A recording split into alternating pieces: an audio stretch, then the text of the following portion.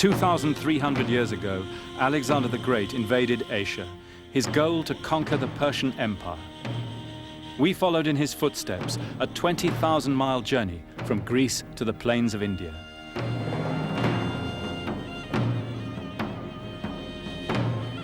By the 5th year of the war, Persia had fallen and the Persian king had been killed. Alexander now set out to overrun their vast eastern empire, and he headed for Afghanistan.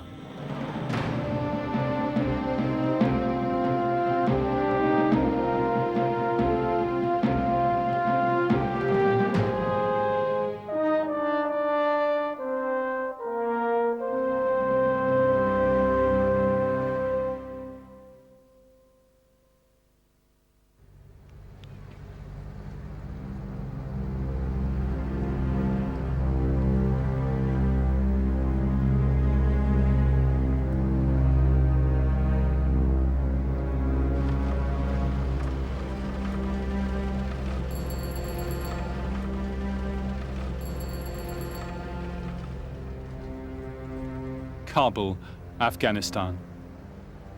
Our journey now brought us into a modern-day war.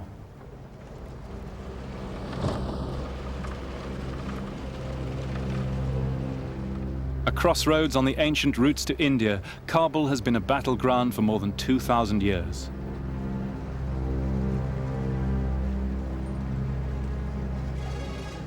The city had been devastated by war. Alexander wintered here in the 5th year of his campaign. He founded a new city close by, another Alexandria, one more step towards uniting the world under Greek rule.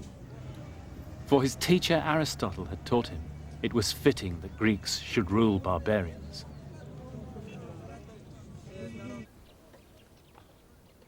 Settled with Greek and native colonists, Alexander's city would foster a remarkable mixed culture, Greek and Asiatic. I was hoping to see its treasures in Kabul Museum. But that rich legacy, the glass from Egypt, the ivories from India, Chinese lacquer, was all gone.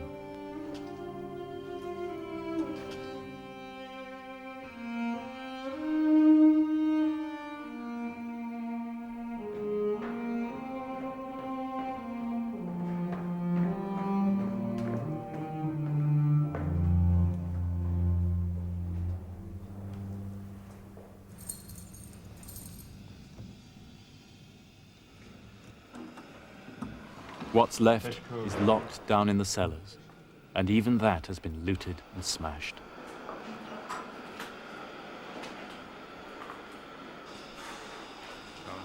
How did you feel when you saw this? وقتی که ما داخل موزیم شدیم بعد از مدت بسیار طولانی. When we saw all this, the museum director said, it was as if our mother and father had died.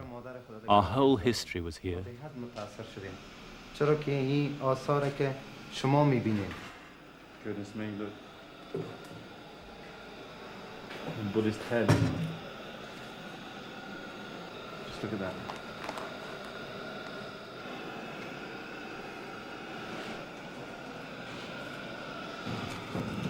Look, there's a Greek period Buddha. He's wearing a Greek toga. That's the kind of fusion of East and West that happened in the art too in Afghanistan. This was an absolutely unique civilization, and this museum, the chief record of it in the world. Oh, it's just heartbreaking. It was a somber introduction to Afghan history, but this is a tale of war, and war destroys the past as well as the present.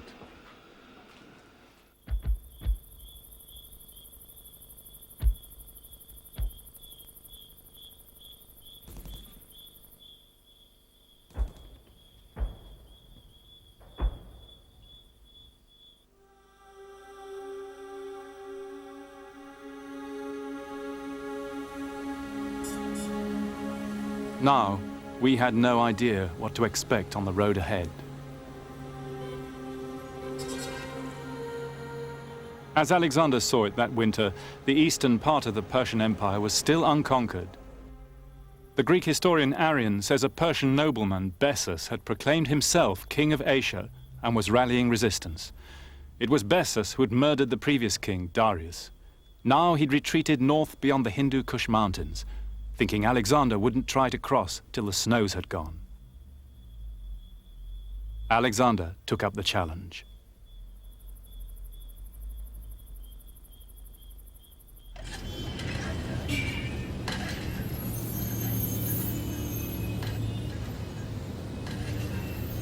The next stage of our journey was to follow Alexander over the Hindu Kush. But to get out there, we needed a vehicle. Certainly is a Land Rover.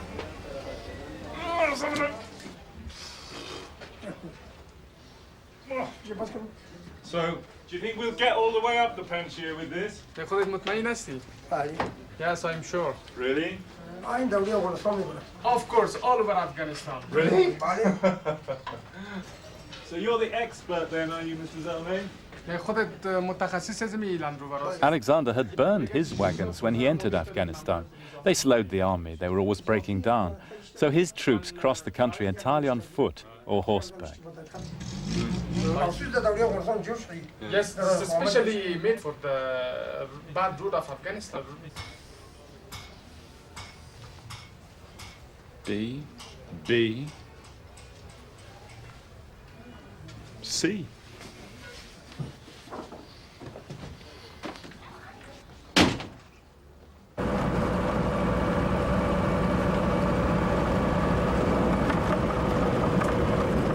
Early in the spring, Alexander set off. Ahead of him, the great mass of the Hindu Kush, which rises to 20,000 feet. On the other side, his enemy Bessus was waiting.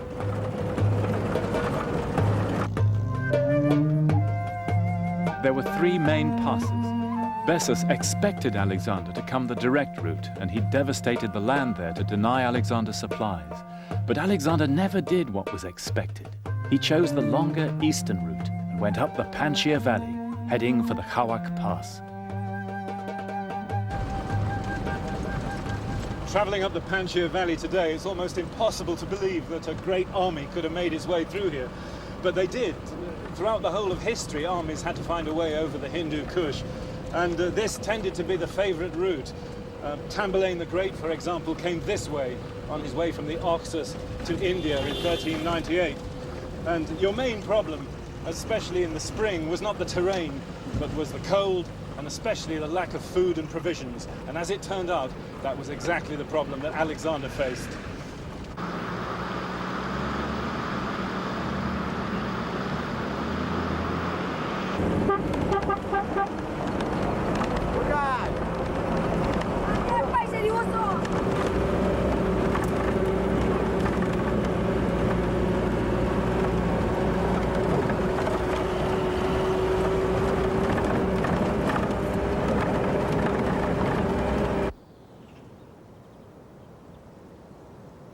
The local people had buried their winter supplies to foil the Macedonian foragers, so Alexander's men had to take their own food with them.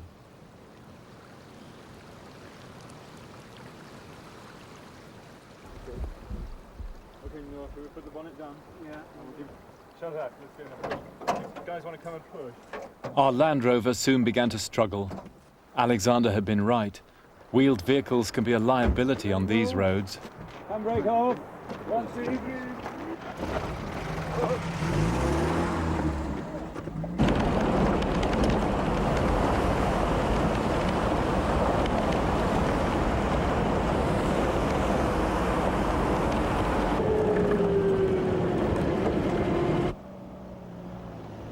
The Russians also found their mechanized gear failed here against men fighting on foot and supplied by mule.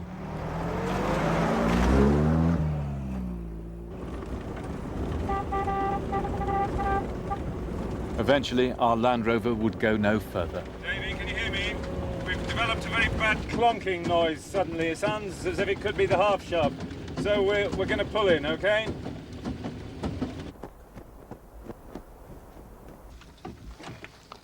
And it wasn't the last of our problems.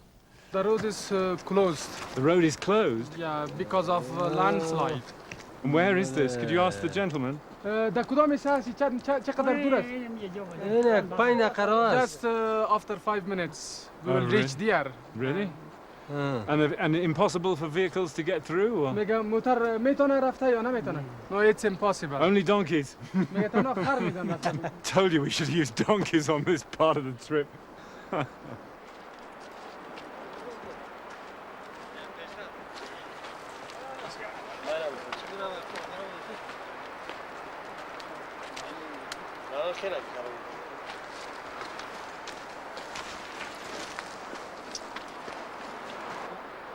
How long do you think it will take a bulldozer to clear it? بلدوزر 1 hour. 1 hour. Yes, 1 hour. 1 hour I'm not off hour. Yes, but then they have to build the road again. Look, the road has gone. We were obviously here for the night, so we went back to the nearest village.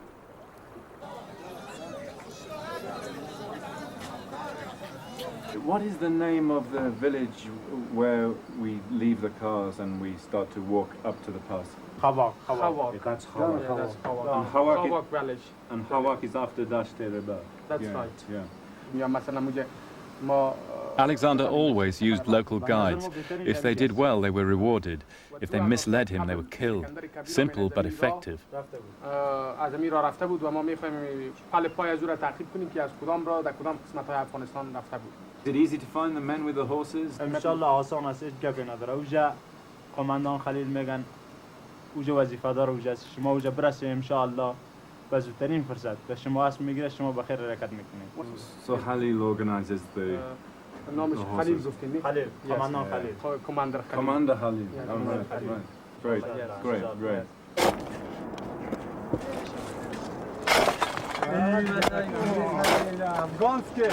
Oh, sorry.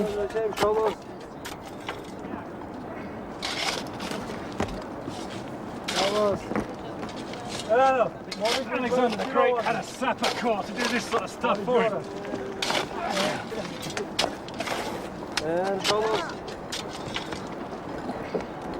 In fact, Alexander's sappers and engineers are one of the keys to his speed of movement. They did this kind of job for him all the way to India.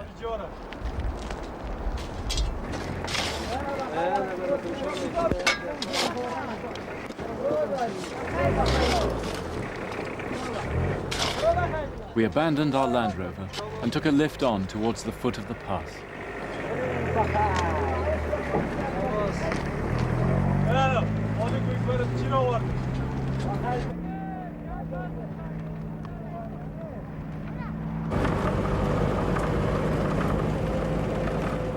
The track began to rise now. We passed travelers walking in long zigzags up the hillsides. It was easy to imagine the Macedonians doggedly trudging forward.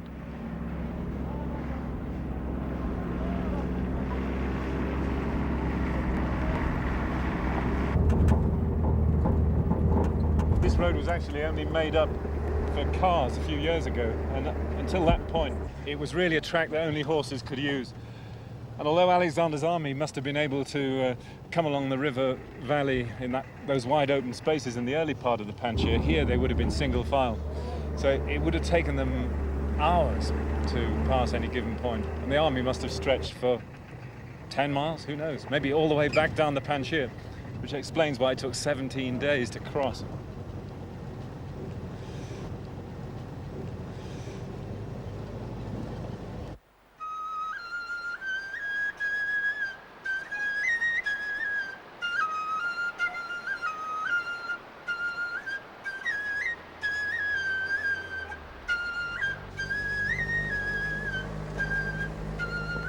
Finally, we reached our goal, the horse station below the pass. And there was Commander Halil. ولی ما رفته بودم رفتی با ما چی ما خو مسئولیت زیر خب نداریم. رفته دی گفت رفت گفت 5 نفر میره گفت برا بگی ما را برد It's a bit like the Wild West out here, and for a moment the atmosphere seemed threatening. How much does it cost per horse to take a horse over from here in Al Khawak all the way to Andarat, over the pass. میگه از اینجا تا خود خواکه همون کوتل خواکه که اسب از اینجا امروز ما بره پس به قیمتش چند است از اینجا تا اونجا چند است پس میای چند است چه قسم شما میگه تو خواه خوبه چند میبره؟ خب تو ول ناردیم Don't tell me he doesn't know. یعنی 60 است مگه 60 است؟ نسبت شما ما کم It's the price of per horse is 60,000 Afghani. Okay. But you're our guest. We will give you discount 50,000 that's very Afghani kind. first. That's very kind. And two armed men will escort you to the top of pass. That's very That's kind. for your safety. Thank you very much indeed. بسیار Teshko. خوش هستیم که شما را دیدیم. یعنی با Okay. ما خدمت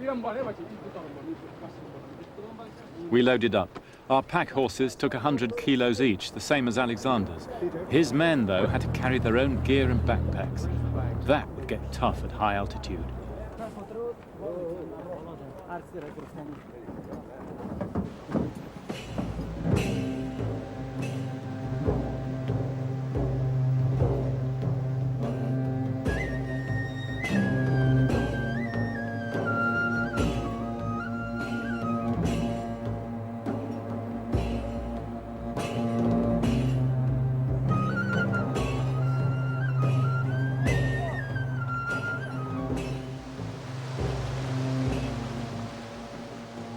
All along the route, to my surprise, we saw people.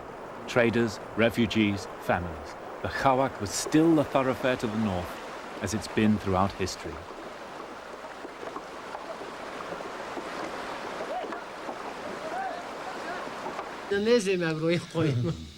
چطور کار اینجا خوب است و خراب است؟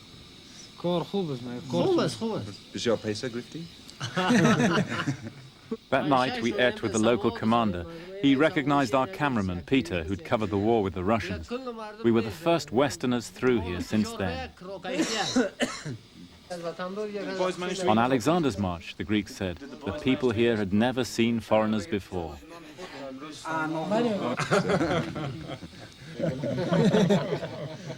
Let's always be discreet about money.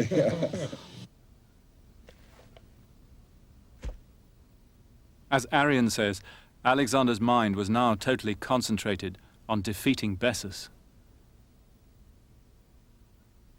And here on the pass that night, I could almost feel the magnetism of Alexander's leadership and the sheer excitement that his men must have felt marching with him.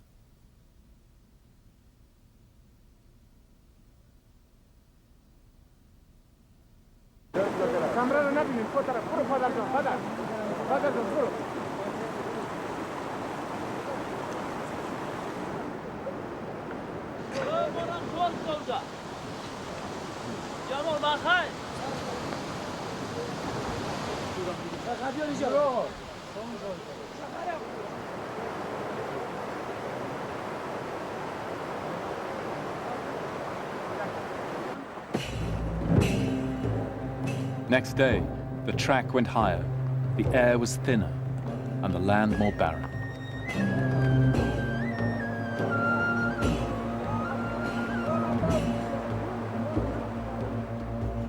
For us, as no doubt for the Greeks, walking was now an effort.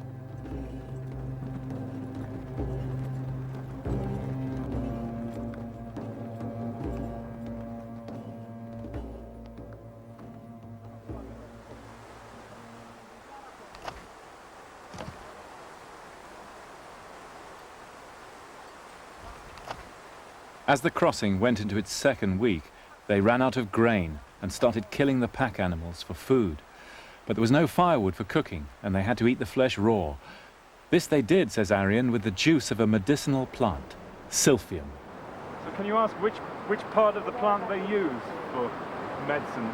کدام قسمت از این بوتا برای دوای طبیعی استفاده میشه برای دوا؟ یعنی از خود از اینیه And from اینجا the... گرفته است تا بایی Yeah. یعنی So you get a juice out of it, do you? میگه این یک قسم شیر هم داره. شیر داره. Yeah, yeah. And you can use... این تا بایی اینجا میباشه اینجا میباشه اینجا وارد دیگه شو پیدا میکنه He used this for flatulence, stomach pain, and swelling. And for cuts as well, this kind of thing? برای چی هم استفاده میکنه؟ برای زخم و چیزا؟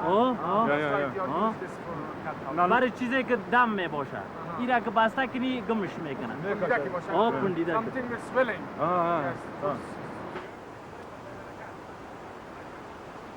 It's a tiny detail, but just imagine it. Cold water, raw horse meat, and the bitter juice of the silphium.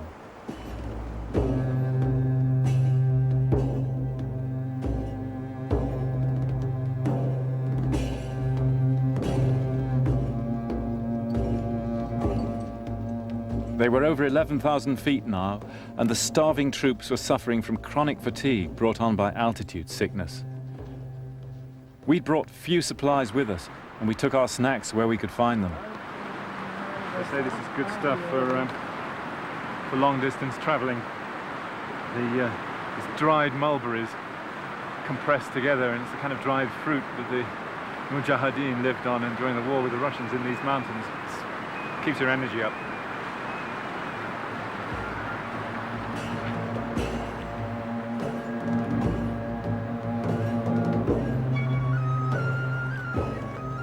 At such times, Alexander was inspirational. He'd run up and down the column, cheering the men, giving a helping hand, lifting those who'd fallen, unflagging.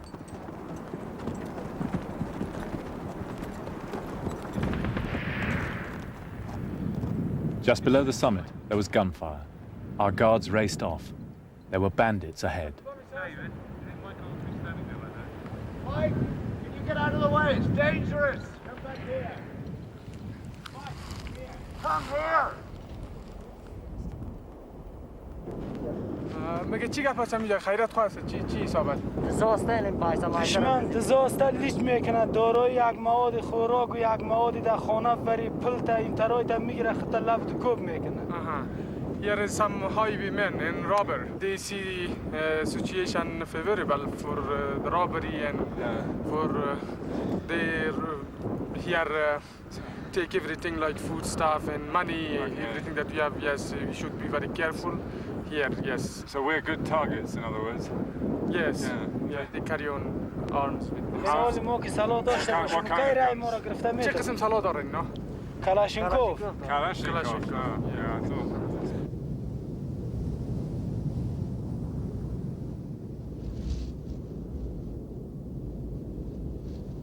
Half an hour later, we got the all clear. Oh, sure.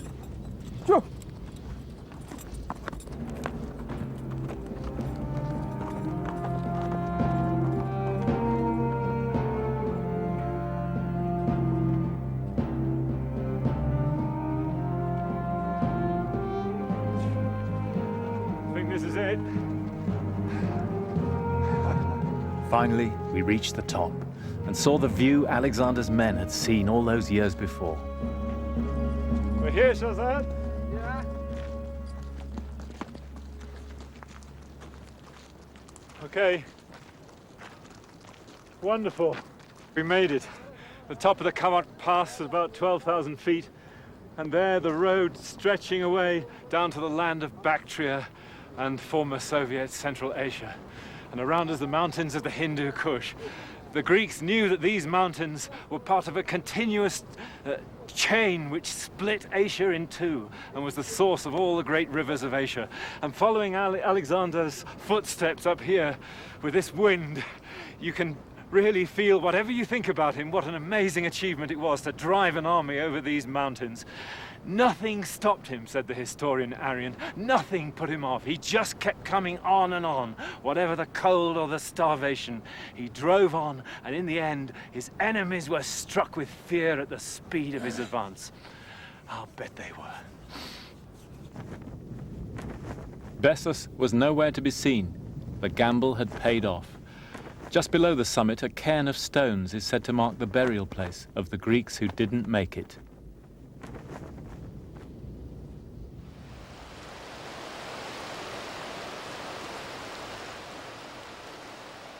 On the other side of the Hindu Kush, in northern Afghanistan, they found good fishing in the rivers.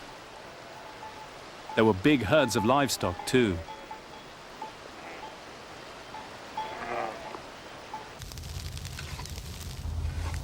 There was plenty of grain here. They could draw breath and fill their bellies.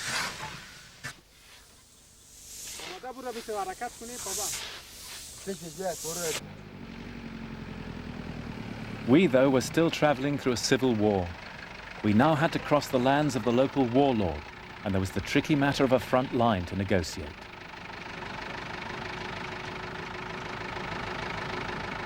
I have a letter from General Harun. As chance would have it, I'd met the head of the local garrison in London before we set out. He'd written me a letter of introduction to his frontline commanders. Okay. You are most welcome to Pulikhumbi. Oh, thank you very much indeed. Thank you. Okay, I'll wait then.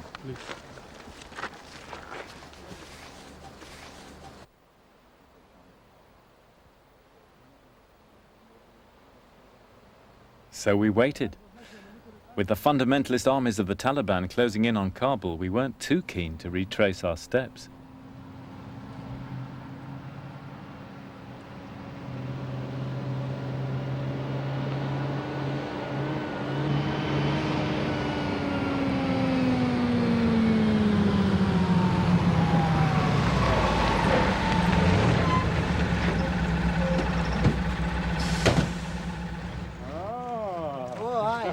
Welcome to my country, to my province. Very nice to see you. Nice to see you. Very nice to I you. told you when I was in London I would finally get Welcome here. to my country. And you can keep this later, for next time if you come. It'll be a nice souvenir. I'll stick it on my notice board. I'll just get my bag. Yeah, sure. Come on. Okay. Harun's career has had its ups and downs. He once delivered pizzas in Pennsylvania. Then he was summoned home by the family to a very different life.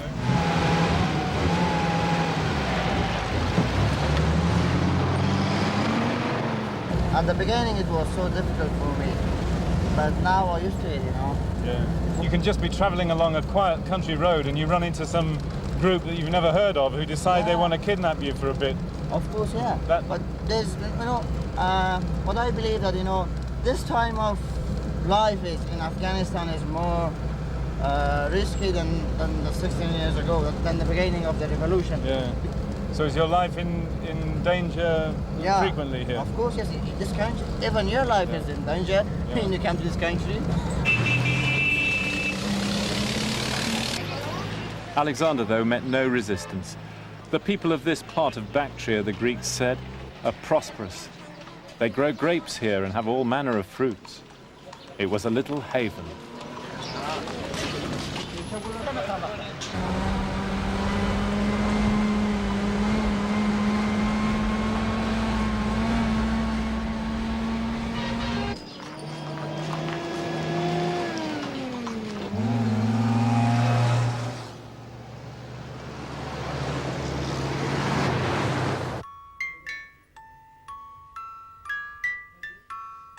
A warlord's house wasn't quite what I expected, but soldiers are the same everywhere, I guess, for all the guns and high-tech.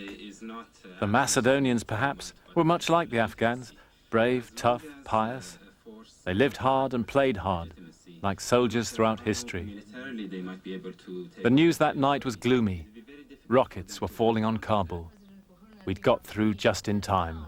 By this morning, they had advanced more than 20 kilometers into the southern outskirts of the capital. Reports from Kabul say the fighting has now eased, but the government forces say they're preparing for a counterattack.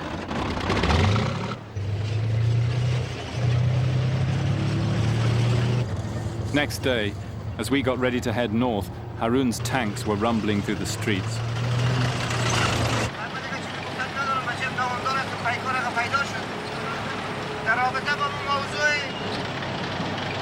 They were moving their forces back towards the mountains. Poor Afghanistan. Now I began to understand Alexander's world.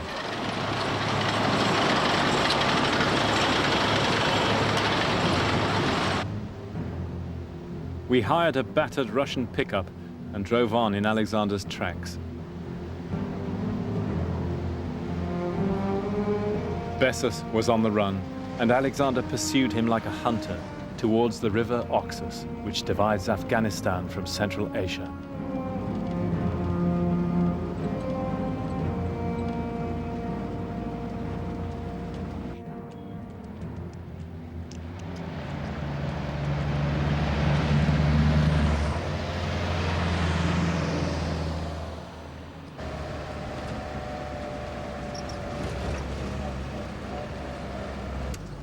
just coming into Tash Kurgan.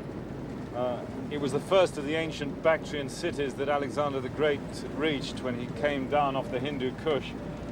But today, Tash Kurgan is run by Hizb Islami, one of the fundamentalist parties here in Afghanistan. They don't like the West, they don't like the BBC, and they don't like journalists, so we'll probably give their hospitality a miss tonight.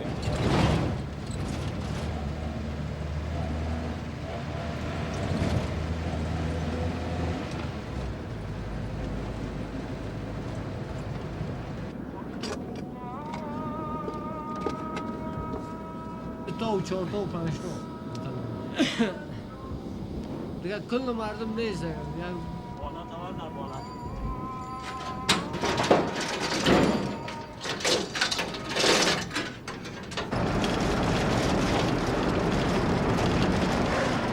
Just won't believe what just happened. We actually broke down right in the middle of Tash Kurgan. We just stalled right in front of the border post. Unfortunately, there was a sandstorm had blown up, and it was just sunset, so everybody must have been at their Friday prayers. So we just covered up the camera and all the gear and sat tight while Tim helped the driver to mend the engine.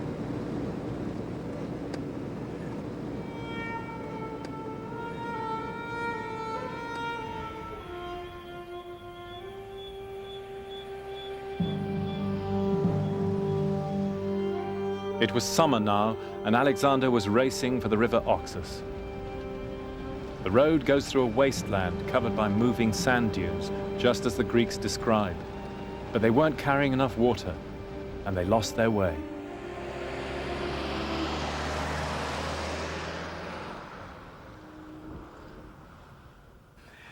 Imagine, it was midsummer, blazing heat. They had to cross this great belt of shifting sand dunes, and they had no water. They probably had to camp here for 2 nights. And then they made the fundamental, unbelievable mistake of broaching the wine supplies because they had nothing else to drink. It made them feel better for the moment, said one of the Alexander historians, but the after effects were terrible. Maybe they had no choice, but Alexander's elite ended up hungover and dehydrated, stumbling over sand dunes, trying to find the Oxus River.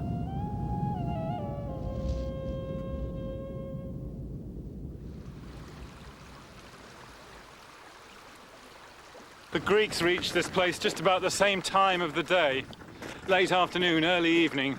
And when they saw the river, the troops were so thirsty that they all piled down to the riverbanks and just started drinking. And there were a lot of deaths due to over-consumption of the water of the river, which isn't particularly good, apparently. In desperation, Bessus had burned all the riverboats, but Alexander made rafts from tents stuffed with straw and ferried his troops across in 5 days. Bessus was running out of places to hide.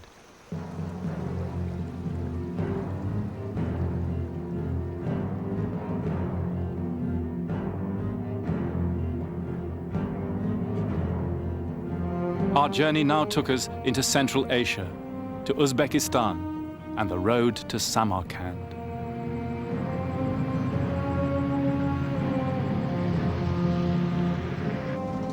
Despite the intense heat, Alexander advanced relentlessly. Then, a very strange thing happened. Somewhere on this road, Alexander came to a small town.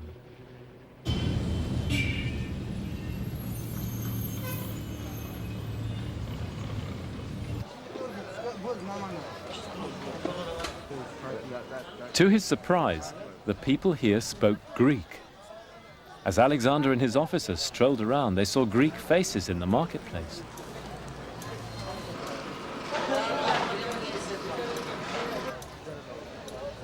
The townspeople had quite a tale to tell. Their ancestors had been Greeks from the Aegean coast of Turkey. Though bilingual now, they still kept up Greek customs.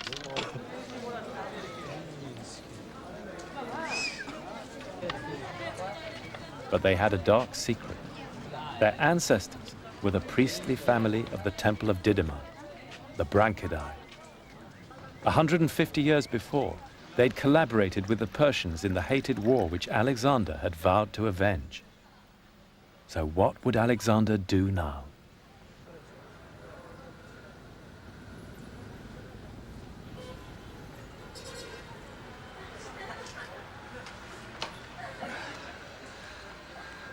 Salamos.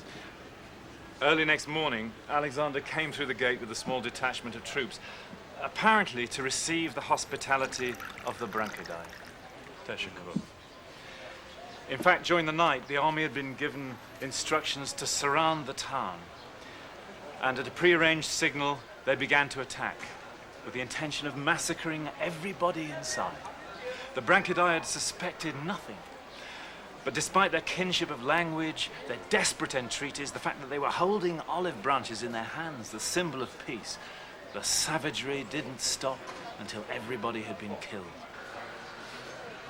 And afterwards, the Greeks leveled the town, destroyed its walls, and even cut down its woods and sacred groves, so that no trace remained. The expedition historian Callisthenes did his best to justify the massacre. The aim of Alexander's crusade, after all, had been to punish Persian wrongs. Arrian, though, says nothing. I imagine he felt that however you gloss it over, a war crime is still a war crime.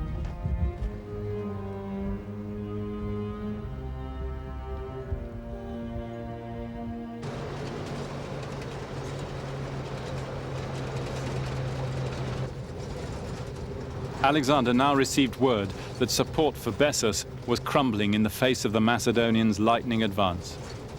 Alexander sent his general Ptolemy on ahead to arrest him. The last resistance in the Persian Empire, he thought, had now collapsed. Ptolemy left Alexander behind, pushed on as fast as he could up this road towards Samarkand with light-armed cavalry. He did a 10-day march in 4 days. This kind of heat, summer heat, really hard men. Bessus' supporters were just terrified. They turned him over to the Greeks. When Alexander arrived, he was standing by the roadside, humiliated, naked, in a wooden dog collar. Bessus met a gruesome end. His nose and ears were cut off, and he was sent back to Persia to be impaled. The Persian punishment for traitors.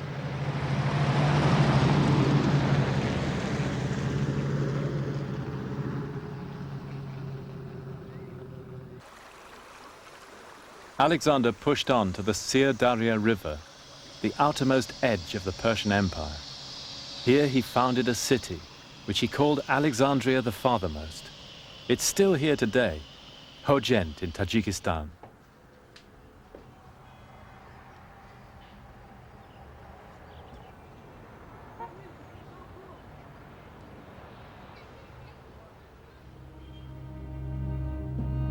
To understand why he stopped here, we have to imagine the world as he saw it. As far as he knew, he was near the northern edge of the world here. Beyond the Syr Darya lay only a belt of arid plains as far as the great ocean which encircled the earth. There was no point in going any further. To mark his northern limit, Alexander built altars to his favorite god Dionysus, perhaps on the very spot where now there's a great statue of Lenin. Monument to another tide of history which has come and gone.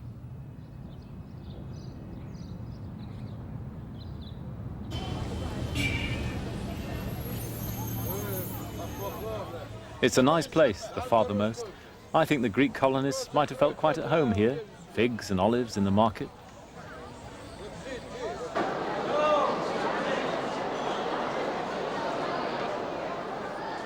Alexander said he hoped the town would one day become rich and famous.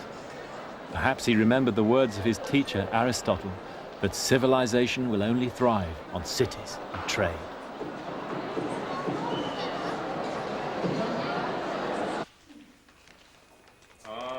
Thank you. Mr. Bond, 16 soum. I don't understand. Money? Money? Da. Cena. This is shush. Hojent was one of more than 20 Alexandrias the king founded between Egypt and India. The empire was linked by a system of post horses and racing camels. The troops received letters from home. Medical supplies came out here by the ton. Look at this. Mr. Bond, Raja. Oh, thank you very much indeed. Thank you. Thank you. Alexander even had his favorite books and fresh fruit sent out here from Greece. My parcel came from a friend in Athens. Great, a Greek newspaper. That's nice to have.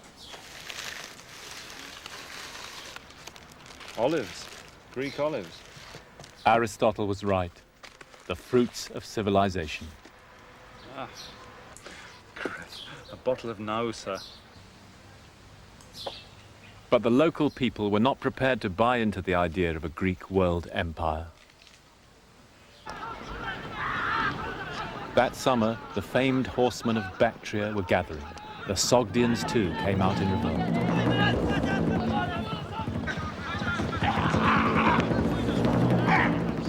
For 2,000 years or more, they bred the finest horses in Asia here, and they fought the kind of war Alexander had not prepared for. No battles, just hit and run. You can imagine what he was up against when you see them play Buzkashi. And this is just a game.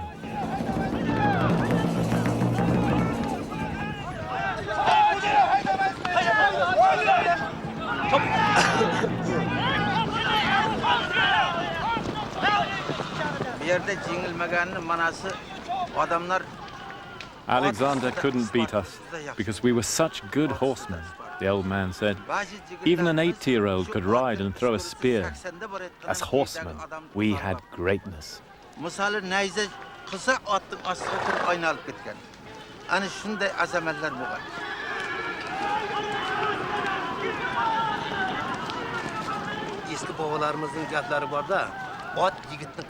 Our forefathers used to say, the horse is the wings of the man. A horse is strong and fearless, like a fierce spirit.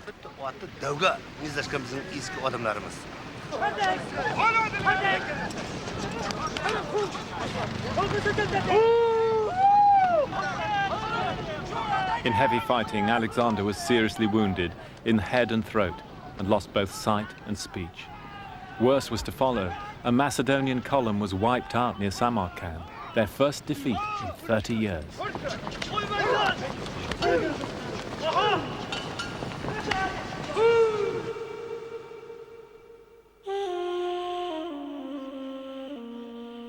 At his base on the Syr Darya River, he suddenly found himself crippled and at bay.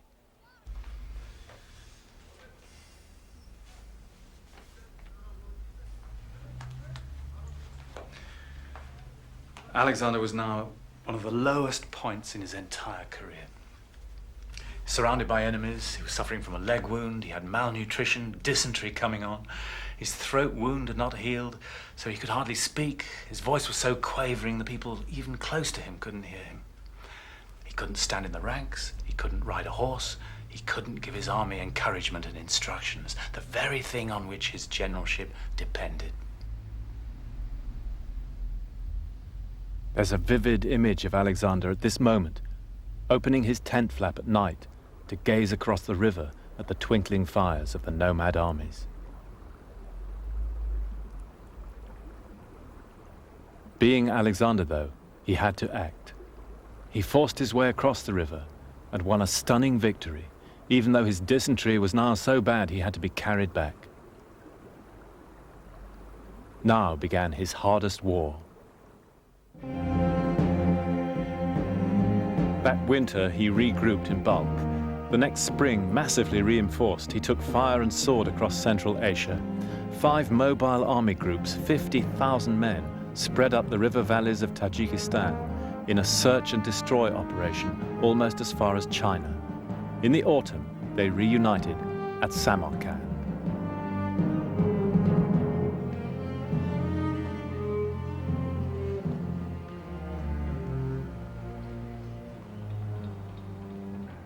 Samarkand, the most famous and glamorous city on the Silk Route. In Alexander's day, It was the chief town of Sogdia, today's Uzbekistan.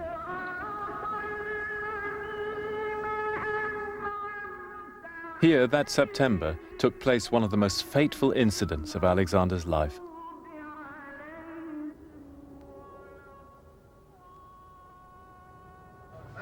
Just outside the city gate lies the mound of the ancient town and the remains of the Sogdian palace. One night, Alexander held a banquet here. Among the guests was a veteran cavalry officer called Clytus. One of Alexander's father's generation, Clytus had saved Alexander's life back in the early days. With everyone drunk, the evening turned nasty. Alexander was harping on about his relationship with his father. Clearly felt very embittered and competitive. It's real Freudian stuff. My father never gave me the credit for my part in his victories, he said. Bore me ill will and jealousy. Clytus, who was one of the old guards, stood up. He said, "Everything you have achieved was based on what your father did. In fact, your father's achievements are far greater than yours. And he won them fighting men, not women." At this point, Alexander, who'd been relatively calm and unruffled, flew into a rage. He threw fruit at Clytus, tried to grab a spear in order to hit him, and kept calling out in Macedonian to give the alarm for the royal bodyguards to come in. Alexander's friends, meanwhile, had grabbed hold of Clytus, and they pulled him out of the door and actually got him across the moat, over there. But just when everybody thought everything was over, in comes Clytus again. "Here I am, Alexander." Alexander grabs a long spear from one of the guards at the door and runs him through. There's blood everywhere, and Alexander collapses onto the body in a drink-sodden heap in floods of tears.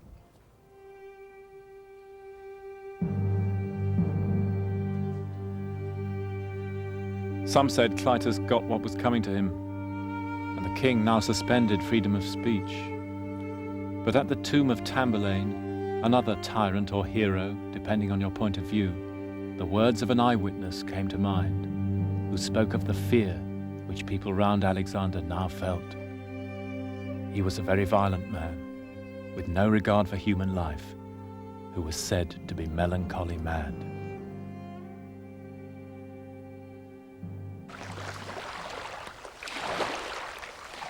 Meanwhile, Alexander had still not crushed the Central Asian revolt. The ringleaders were holding out in the rugged mountains on the Tajik-Uzbek border. With their wives and children, they'd taken refuge on an inaccessible peak known as the Sogdian Rock. But where was the rock? It's never been found.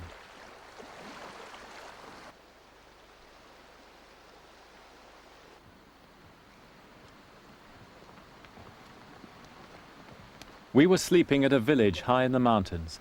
Hearing of our search for the rock, over breakfast, the local men showed us an old manuscript of the Alexander legend.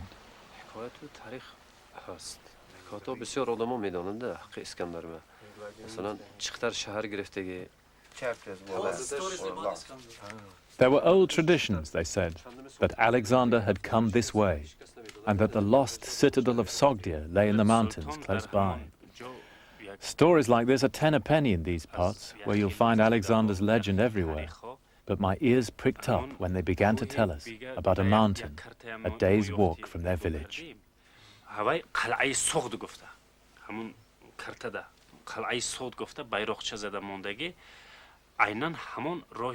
This, their forefathers had told them, was the Sogdian Rock.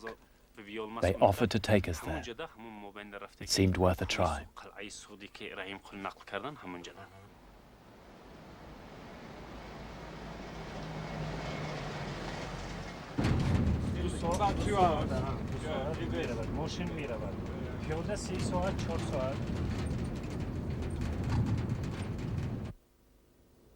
The mountain lies right in the heart of ancient Sogdia.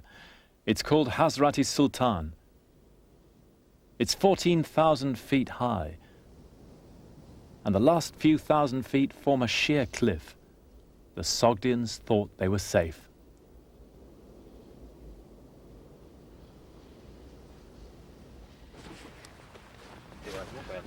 Alexander was about to give up, attempting to seize the Sogdian Rock. But one of the ambassadors who came down from the Sogdians irritated him so much, Arian says, that he had to go on and seize it in pursuit of glory. The ambassador simply said, in response to Alexander's demand for them to surrender, "Just find soldiers who can fly. Nobody else is going to be of any concern to us." Alexander asked for volunteers with experience in mountain climbing. 300 men came forward, herdsmen from the Macedonian uplands. They took ropes, made pitons from iron tent pegs. The climb was difficult enough for our local guides, but Alexander's men did it at night, on the back face where they wouldn't be seen.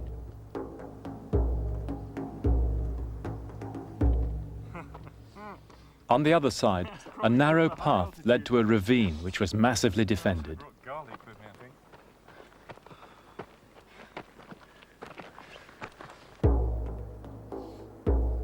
32 of Alexander's climbers died on the rock.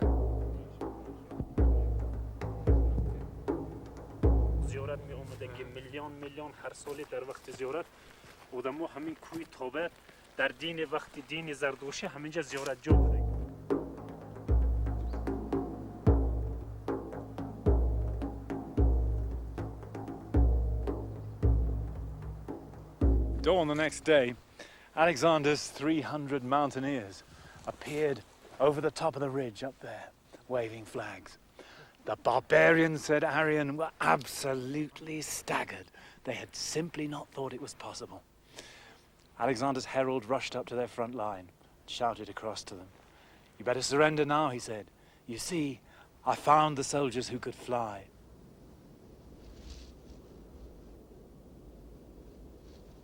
The rebels gave up there and then. The story was remembered ever after as proof of Alexander's almost superhuman powers.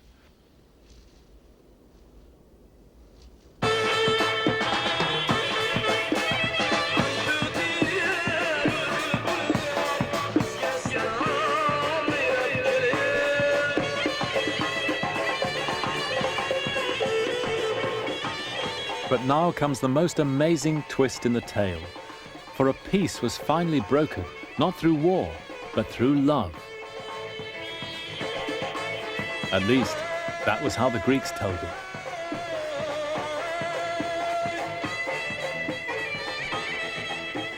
One night, a splendid banquet was held by one of the Sogdian barons, Alexander's erstwhile enemy, Oxyates. It was a feast of typical barbarian splendor, the Greeks said. I imagine not unlike the great Uzbek wedding feasts you see today.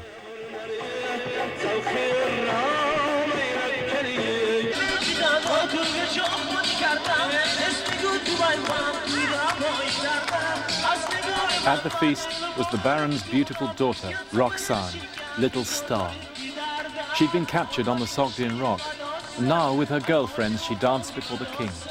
When Alexander set eyes on her, Arian says, it was love at first sight. With the same impulsiveness which had killed Clitus, Alexander proposed to Roxane. With his sword he cut the bread, as they still do to mark an engagement in Uzbek land. He was 29, she at a guess in her mid-teens.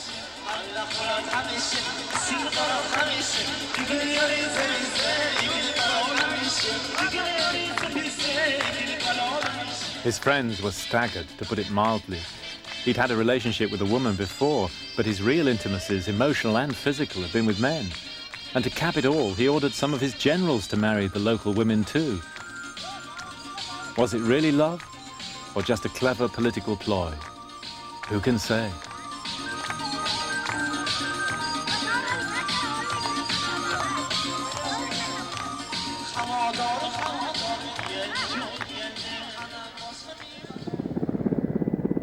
Alexander's marriage with Roxane sealed the conquest of Central Asia. He now returned with his new bride to Balkh in northern Afghanistan to prepare for the invasion of India. We flew there in a warlord's helicopter.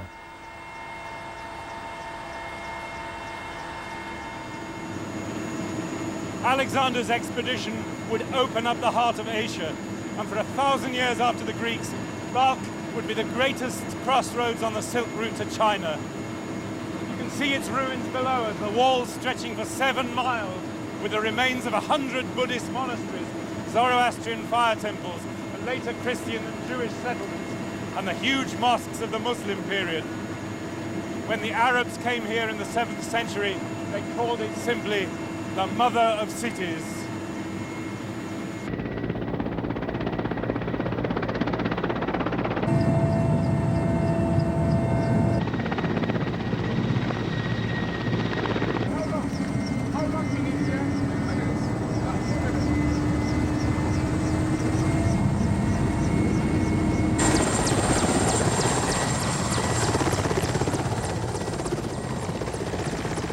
Fate, though, still had another card to play in this story.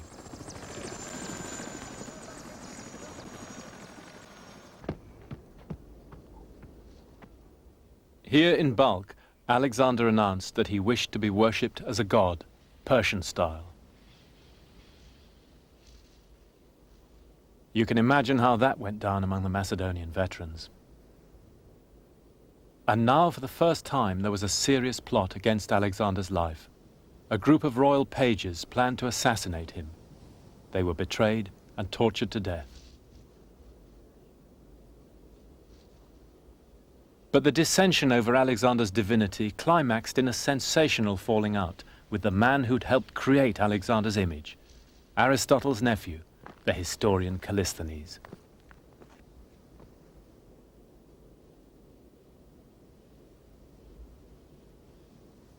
The final rift took place here in the citadel at Balkh after a bitter exchange. Callisthenes left the royal presence and turned to reiterate 2 or 3 times a single line from Alexander's favorite book, the Iliad. The line is this: "A better man than you by far was Patroclus, but still death did not spare him." In other words, you're not a god, Alexander. The king's response was predictably savage. Using the page's plot as a pretext, he arrested Callisthenes and had him tortured and crucified. Of all Alexander's deeds, it was said, this left the bitterest taste. For everyone agreed Callisthenes was innocent, yet he was brutally killed without trial. It was the act of a tyrant. And as Aristotle said, no one freely endures such rule. Alexander had already achieved more perhaps than he could have dreamed, but now the question was no longer his ability to do things, but whether his men would still follow him on into the unknown.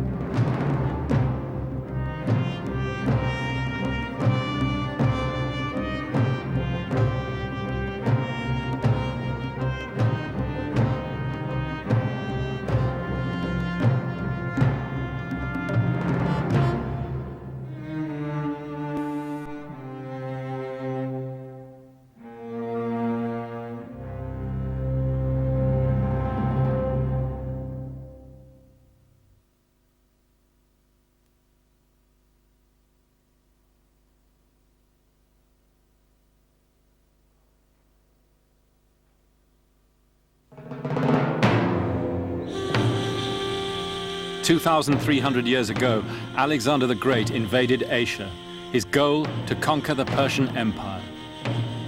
We followed in his footsteps, a 20,000-mile journey from Greece to the plains of India.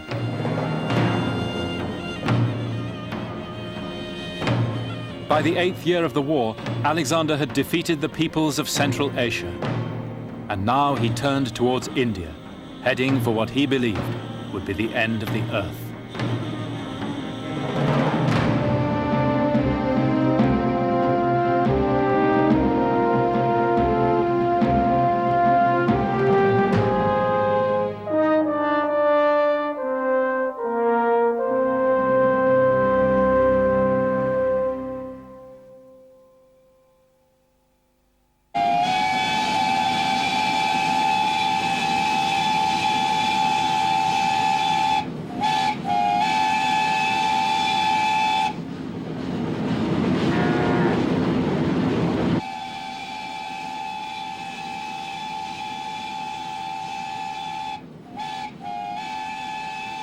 Our journey now brought us from Afghanistan into the northwest frontier of Pakistan by the Khyber Pass. In the spring of 326 BC, astonished local people would have seen 60,000 Greeks tramping down these hills. We came down into Pakistan in the company of some British train spotters. Not no tea. Or beer. I could really do with a British rail sandwich at this moment. You know. We could all do with a beer, never mind a sandwich. They'd come to see the Khyber Railway, built under the British Empire. I was looking for traces of an older past, but the strategic importance of the Khyber has never changed since the dawn of history. It's always been the main invasion route into India, and the Macedonians crossed it that spring to enter an exotic and mysterious land.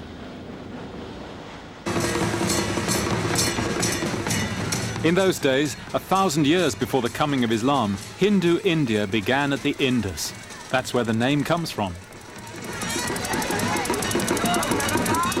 Indian people were a source of rumor and myth to the Greeks. They have the strangest customs on earth, the Greeks said.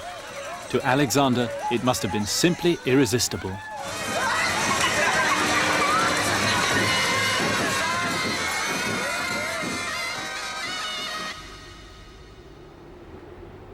We now followed his track up into the northwest frontier of Pakistan.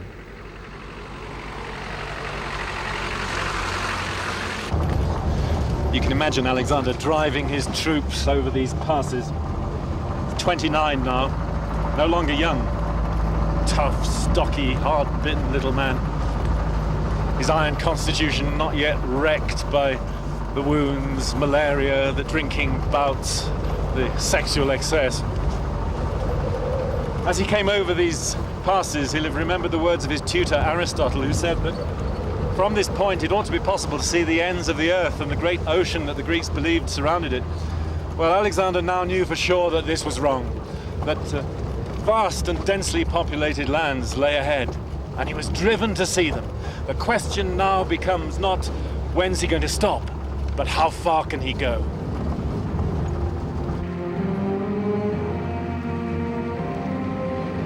Alexander planned the invasion of India as a two-pronged attack. The main army headed down through Peshawar to the Indus. Alexander himself cut north, perhaps to explore as much as to fight.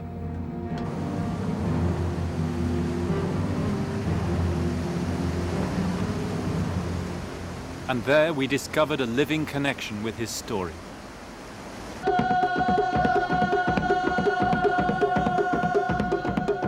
These are the Kalash, the black pagans of the Hindu Kush, a tiny survival in a surrounding sea of Islam.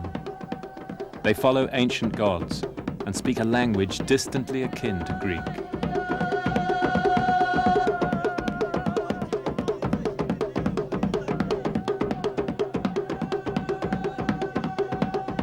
The people welcomed Alexander, and they told him an amazing story. They too were worshippers of the Greek god of ecstasy, Dionysus. Alexander had once again hit gold. From his mother's knee, Alexander had been told tales of Dionysus, how he'd been born far out to the east. Now the people took him to sacrifice on the very mountain where they said Dionysus had been born. To Alexander, it was an unmistakable sign. The god was here.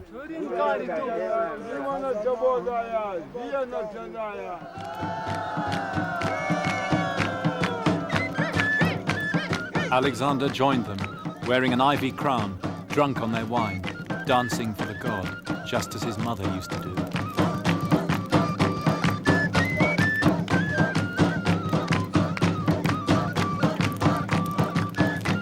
And today the Kalash add another twist to the tale.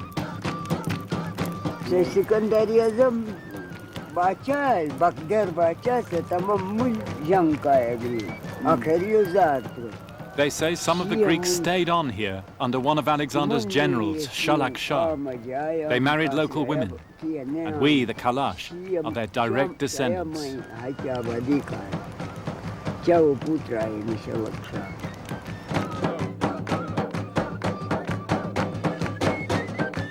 If the story was true, I drank wine that night with the descendants of Alexander's army.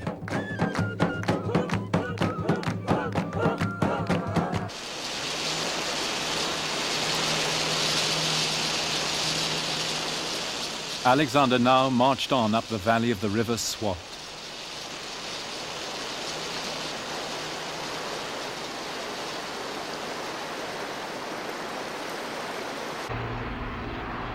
In their thousands, refugees now fled in terror eastwards.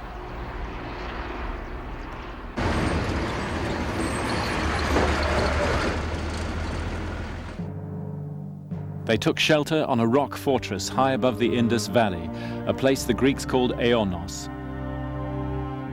The rock was said to be impregnable. The Greeks were told that even Hercules had failed to take it when he wandered the earth on his 12 labors. It towered a mile above the river Indus. Its summit, a long curving ridge with enough cultivation to keep 1,000 men busy. Today it's called Pir Sar. There was only one path up which joined the mountain along the ridge from the west. On Pir Sar, Alexander would surpass even himself. We set out to climb Pir Sar in the Macedonians' footsteps. It's a wild region here, and the district officer gave us guides and armed police to drive off wolves and bandits. Thank you very much.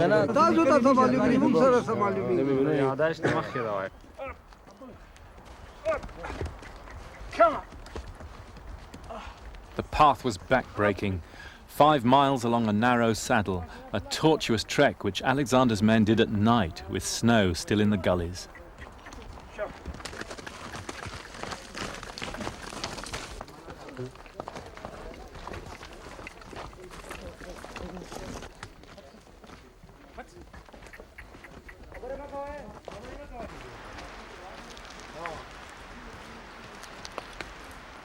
According to the Greeks, their advance guard was led by local guides up onto the rock, and they came on a secret path. And there's only one way that could be, it's this. It comes across this narrow neck of land, which is the only way you can get onto the rock. The ground, as you can see, falls away dramatically on either side, with huge crags on either side. So this must be the route that the Greeks took.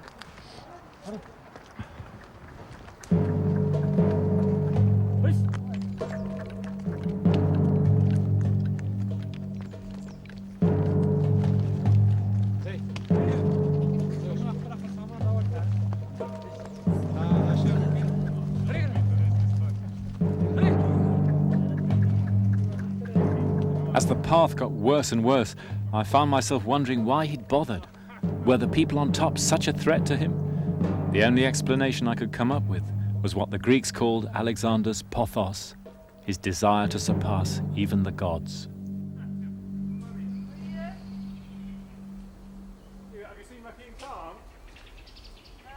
By nightfall, we'd become separated. Our guides were lost.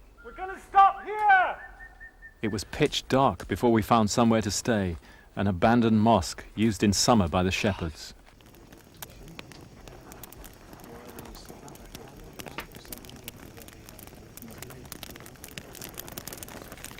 It's been an absolutely terrible walk. The terrain is just up and down, and even the donkeys could hardly make it. Much worse than crossing the Khawak Pass in the Hindu Kush, in fact. It almost made me believe that they couldn't have come this way. It's so difficult. You couldn't get an army through there. But if they did, if this was the way, then it is the most amazing demonstration of their absolute determination to overcome their enemies. To show the Indian people that there was nowhere to hide, and that all resistance would be futile.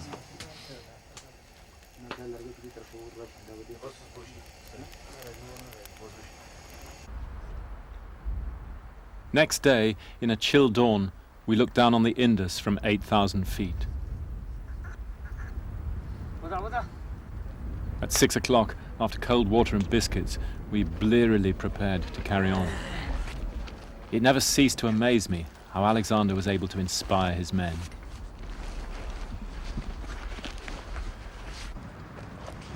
They must have been tough old birds, these Macedonians. That's all I can say.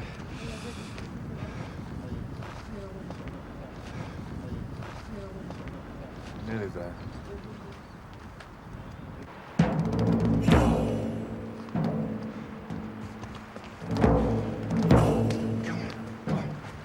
Come on. At nearly 9,000 feet, we reached the top of the ridge above Pir Sar. To the north, the snow-capped peaks of the Karakoram.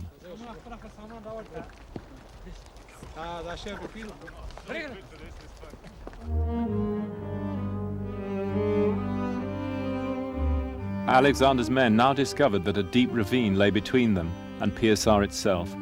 And unbelievable as it may seem, Alexander ordered his troops to bridge it. There was about a 500-yard gap that the Greeks needed to bridge. And one tradition says it took 7 days and 7 nights with the soldiers working in relays. Each soldier had to cut 100 stakes, and the engineers presumably were digging big piles in the side of this space here, and they laid a mat of trees, earth, and so on, and it rose higher and higher until maybe more than 100 feet above my head. It must have looked something like one of those trestle railway bridges that you see in the Wild West. And within the week, they'd built the causeway up enough to allow their catapults and artillery to concentrate on the Indian defenders, and then the fate of the rock was sealed. The Indians tried to surrender, but Alexander swept along the ridge and massacred them or drove them off the cliffs. On top, he left an altar to Athena as goddess of victory.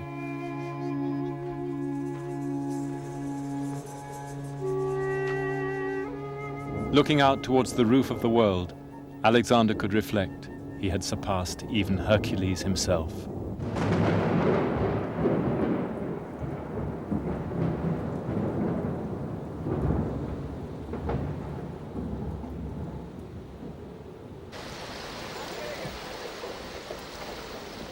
Back on the Indus, Alexander's engineers had built a huge bridge of boats ready for the crossing.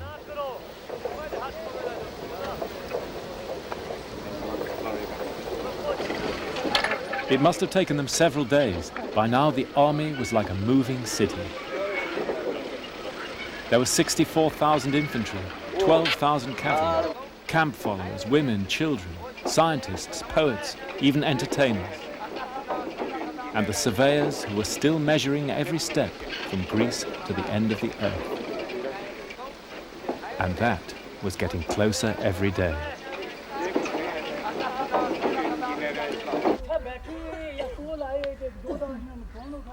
Alexander paused briefly at the ancient city of Taxila on the Grand Trunk Road. Here a Greek city grew up, the first in the subcontinent. A city of neat lines, a place of colonists, set apart from the hubbub of the native town next door.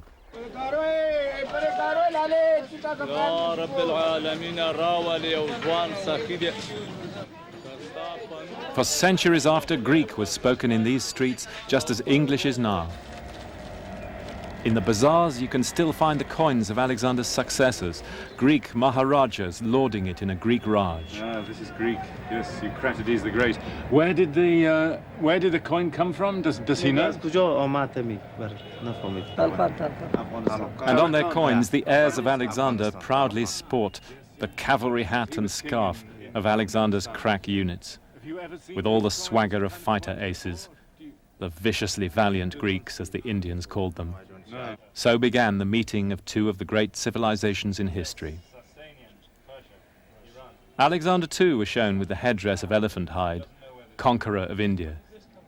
That was his ambition now.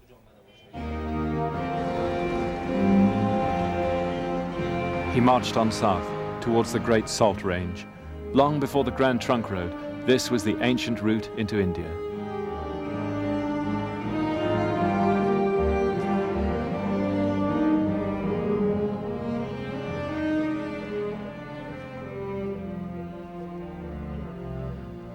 when you come over the Great Salt Range, suddenly a wonderful view opens up. The Jhelum River, the first of the 5 great rivers of the Punjab, and beyond the plains of India stretching away as far as the Ganges itself, the heartland of Indian civilization. For the Greek troops and their leadership, it must have been an extraordinary moment after all the thousands of miles that they'd travelled. And from now on, they'd be marching into the unknown. Across the Jhelum, the local Indian Raja, Porus, had massed a powerful army with 200 war elephants. He was determined to stop Alexander crossing. Somehow, Alexander had to get his forces over in secret. The Greeks said he did it where a spur of the Salt Range comes down to the river plain to form a headland.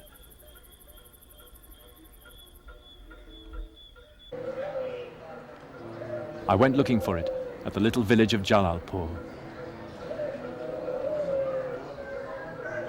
And there, I met the general. General Shafkat. How are Michael you? Wood. Nice to meet you, sir.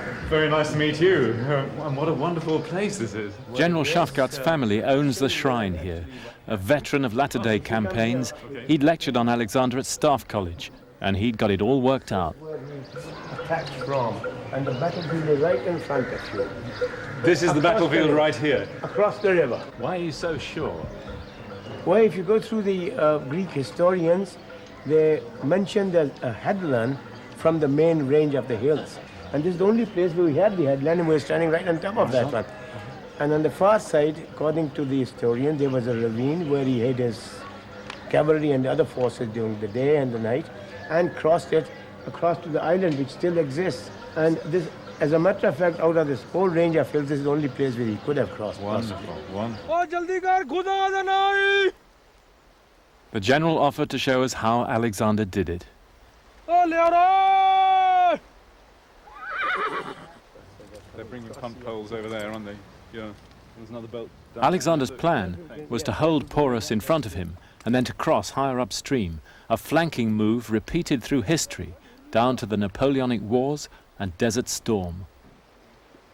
Now, that is a classic movement of encircling or outflanking move, where you have either both flanks or the center lean across the enemy's major force and attract their attention.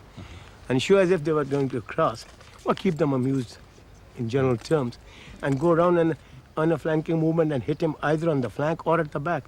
Well, Napoleon tried it again and again. Austerlitz is one of the most classical examples. We took a small force of cavalry in the boats.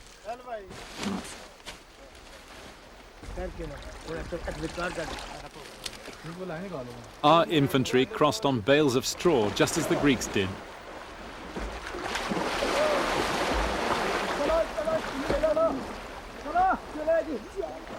According to the historian Arrian, Alexander also had some prefabricated boats. Alexander went in a 30-oared boat, so Yeah. they've got quite a number of them. Yeah, they could probably take a lot of troops. But the cavalry, he says, came across on rafts that they'd made and prepared beforehand, stuffed with. They must be with planks on top, stuffed with straw, local brush and things. No. But we make them in a different manner, only to take the infantry across, not the horses. What, you still use them in we, the army we do, in yes, our time? Yes, we do. During World War II, Irrawaddy and Burma campaign, most of the troops always crossed on these routes. Amazing. The general decided I was so woefully ignorant of military matters, I should get first-hand experience of what Alexander's men went through. With this kind of stuff. This has been going on on the Burma front during World War II. Yeah. Most of the crossings were done on this thing at night. Yeah. Alexander had done it before, of course, but remember, this time it was at night, pitch dark, pouring rain, and rising floodwaters. Is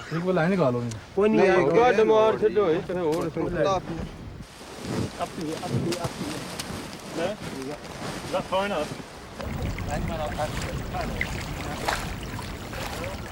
Alexander used tents made of sewn animal skins, which were watertight. We had an old tarpaulin, and just before we reached the deep channel,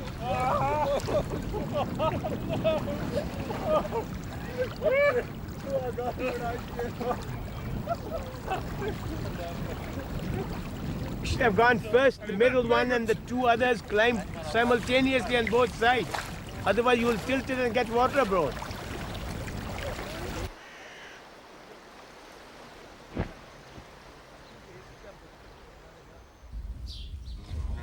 The battle took place near the little village of Sikandarpur. Surrounded and surprised, Porus had little chance against one of the hardest armies which has ever existed. It was a horrible scene, the rain, the churned up rice paddies, the Macedonians jabbing their long spears into the elephants' eyes. The elephants were maddened by their suffering, says Arrian, trampling friend and foe alike. Porus's army was wiped out and he surrendered. But Alexander was so impressed by his bravery that he gave him his kingdom back, and Porus became his ally.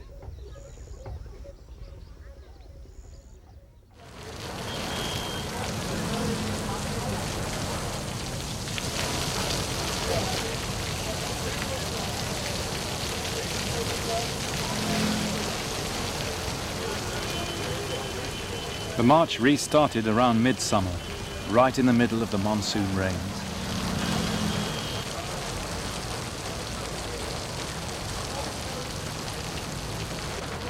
It must have been the last straw for the Greek troops, the wet, the muggy heat, the mosquitoes. As any old India hand will tell you, during the rains nothing ever gets dry, your gear and weapons rust, clothes rot, wounds don't heal. And there was no end to the fighting. Casualties mounted remorselessly. We followed Alexander by road and entered today's India north of the Sikh holy city of Amritsar.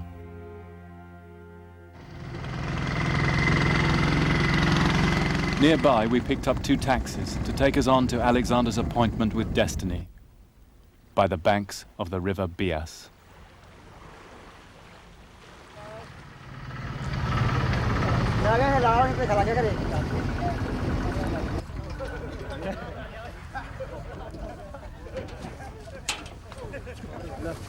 In early September, Alexander reached the Bias, at the crossing place of one of the ancient routes through North India.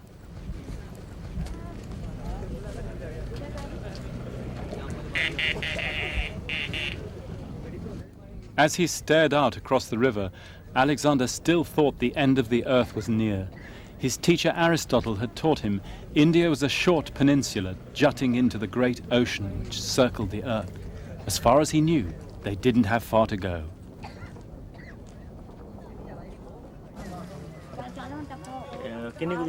But here at the Bias, when Alexander questioned local people about the road ahead, new and unexpected information came into his hands. The end of the earth was not near. 2 or 3 weeks' march from the Bias was a far bigger river, the Ganges, and a great kingdom with a vast army and thousands of war elephants.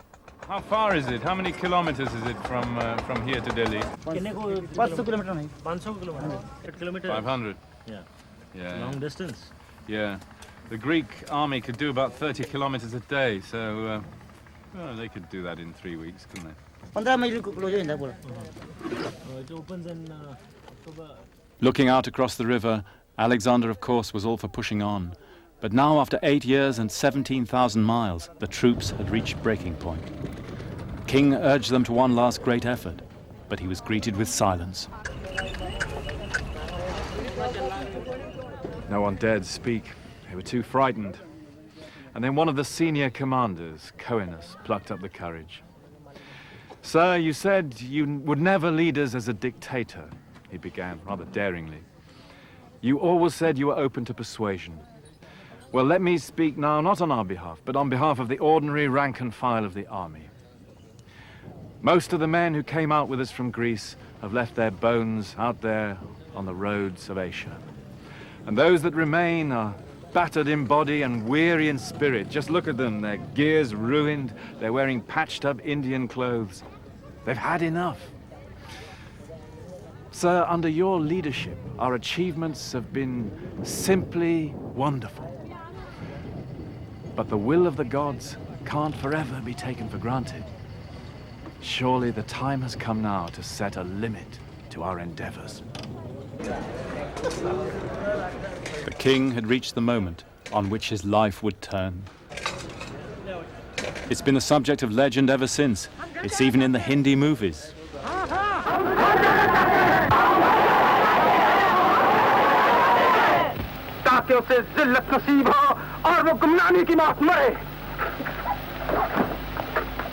The king was beside himself with fury. For 3 days he sulked in his tent. Then, seeing the army's mood, Alexander asked the gods for a sign.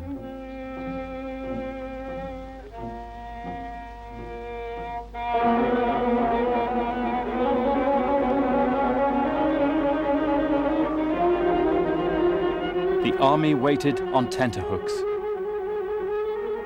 The omens were bad.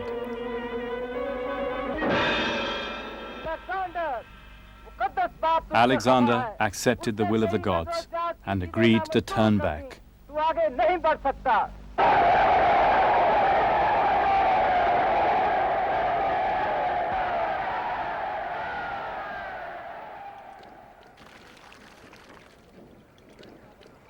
And what if they'd gone on to the Ganges, China even? The whole of history might have been different, but it was not to be. Before he turned back, he made altars to the gods who'd brought him so far: Dionysus, Apollo, Hercules. And an inscription: Alexander stopped here.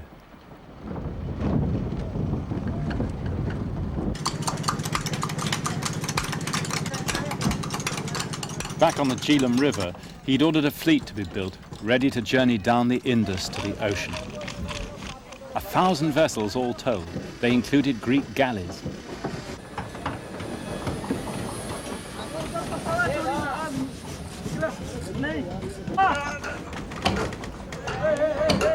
The last of the old master boat builders on the Indus chuckled at the idea.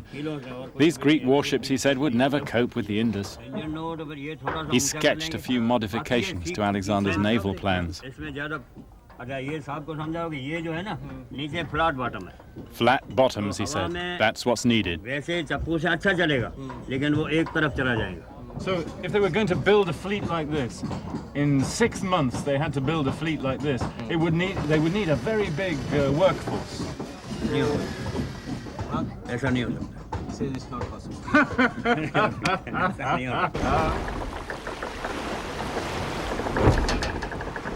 Not possible, but Alexander did it. He set sail mid-November, the main army marching with him along the riverbank. They cast off to the sound of bands and were watched by the Indians, who followed for a while in amazement.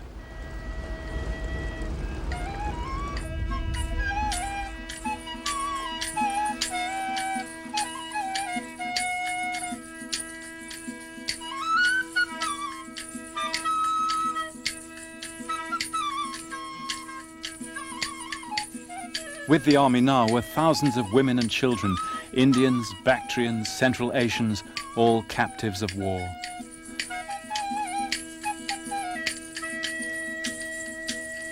Among them was Alexander's teenage wife, Roxane. That autumn, Roxane gave birth to a baby boy. The king had finally produced an heir. But the child died and was buried by the banks of the Jhelum. How did Alexander feel? Did he see this as a sign? All we know is that he plunged himself back into war.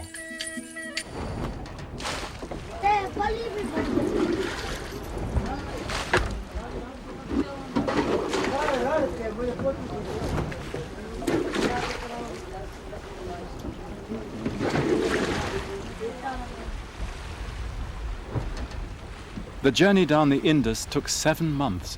It led them through great kingdoms and past ancient cities. Everywhere in today's Pakistan, Alexander met resistance, whose ferocity perplexed him.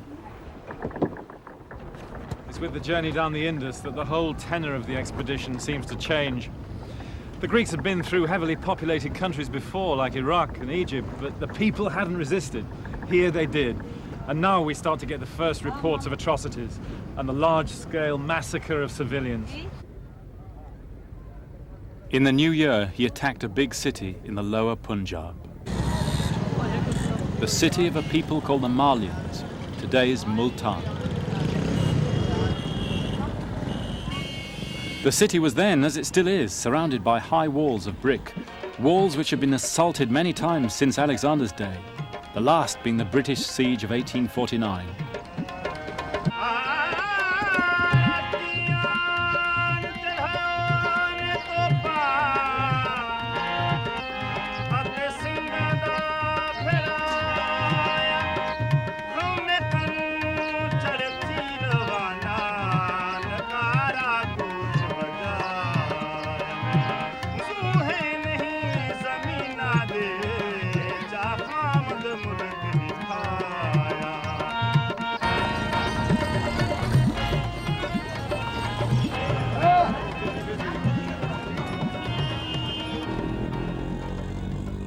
Local legend says Alexander's siege broke through at a place called the Tower of Blood.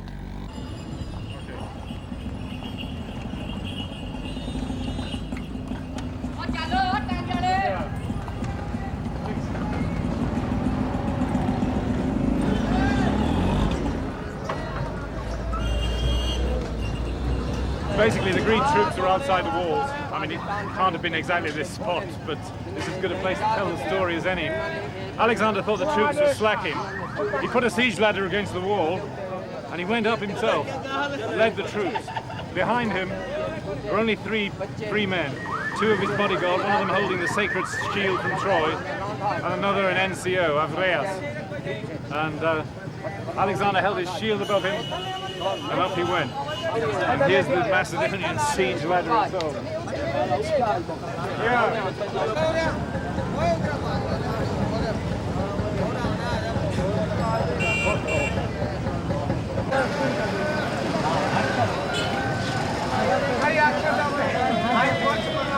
The Macedonian siege ladders were as wobbly as this one. As they reached the top, the weight of the troops behind broke the ladder, leaving the 4 men on their own. Salam! It's all right, I'm only a Macedonian soldier. When Alexander got onto the top, he crouched on the top of the wall, says Arrian, behind his shield. The other 3 men came up with him. And then, at that moment, surrounded by Indian defenders, exposed on the wall, he took his life into his own hands and leapt into the fortress rather than outside, leaving the rest of the army behind. Then the Indian defenders closed in on him, and he was forced to throw stones at them, beat them off with his sword and so on. The rest of the army behind, panic-stricken, tried to find a way of getting into the city, while the 4 men desperately defended themselves. The NCO Avreas was hit by an arrow in the face and killed, and then Alexander himself was struck by an arrow that went in the open bit underneath his armor straight into his lung. He collapsed on the floor, bleeding profusely, and the bodyguard, Pevkestas, straddled him, holding the sacred shield from Troy and trying to beat off the Indian attackers.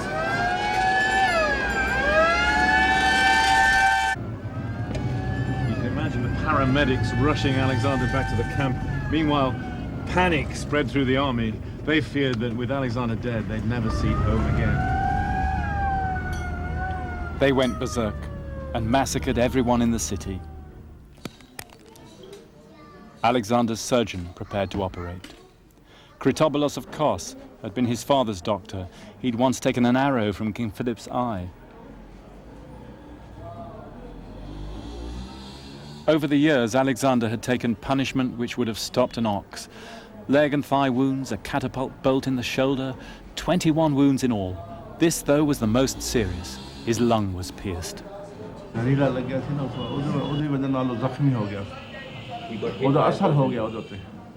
The story here is that the arrow was poisoned and that Alexander never really recovered. Now, the Greek historians don't mention this, but the traditional doctors here, the Hakims, claim descent from Alexander's doctors.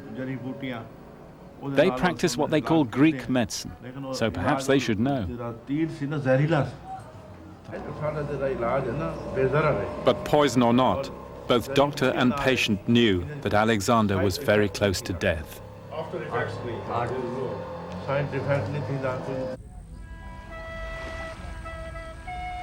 For a week, Alexander's life hung in the balance. Then they gently floated him along the river so the army could see he was alive. They cried with relief. They still loved him.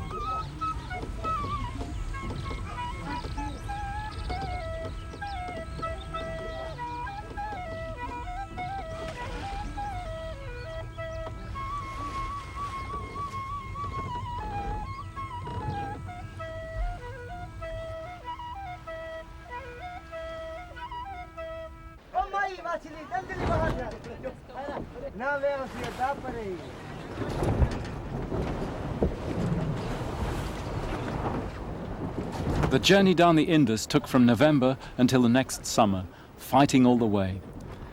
Alexander founded another Alexandria at the confluence of the rivers. In July, he reached the Indus Delta.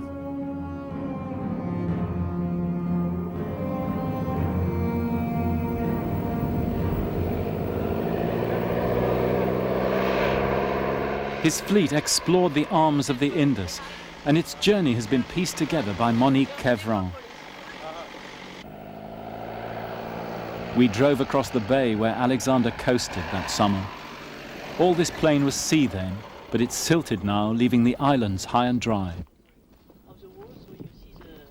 Dimension. Yeah. Dimension. Maybe you want to see the thanks, position of this tower. Ah. Alexander's admiral Nearchus says he built fortifications at a place he called Alexander's Harbour. Tower where the soldiers. They were here on this Oh spot? yes, that is clearly written in the ancient text. And they survive eating oysters. Arrian mentions this. Yes, oysters and mussels and of a very big size. So it is possible then that these are left by the Greek soldiers during their stay here? I let you tell it, but I believe. The oysters couldn't be from Islamic times because eating shellfish is against the Muslim religion. Most likely, it was Alexander's Greeks who left these shells. And they were very happy after, from so long time, they have left their country to have oysters, seafood. Alexander's last act in India was to build altars, just as he'd done in Central Asia and the Punjab. He put them on a tiny island in the sea. It's never been found, but in the middle of the Delta Plain is another long-forgotten island, the last before the open sea. What was this? Is this? The island in the sea. This is the last point of land? Yes. This was perhaps Alexander's last landfall in India. Perhaps he stood on this spot, staring out to sea as his fleet set sail for the Gulf, following the line of the setting sun.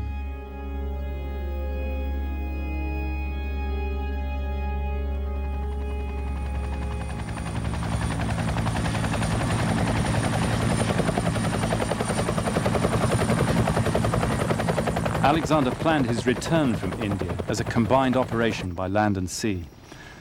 And with the help of the Pakistan Navy, we tried to trace his fleet's progress along the bleak coast of the Makran.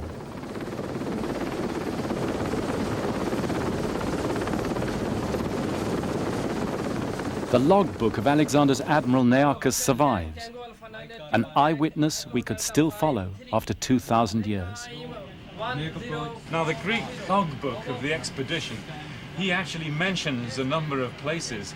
For instance, they went round a great promontory or a cape which stuck far out into the sea and was very high and precipitous. This is Ras Urmara. It's a big mountain here. It's about 1,400 feet high. Wow.